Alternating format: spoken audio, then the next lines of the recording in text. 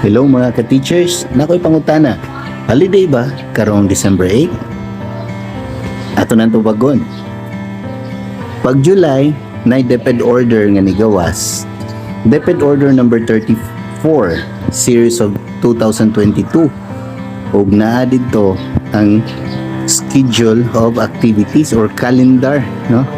Na didto ang calendar of activities para sa DepEd.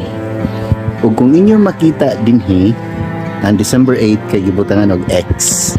Meaning, balay trabaho, balay klase. O gibutang sa dinha unsay rason nganong naka-X siya. So, gibutang dag special non-working holiday.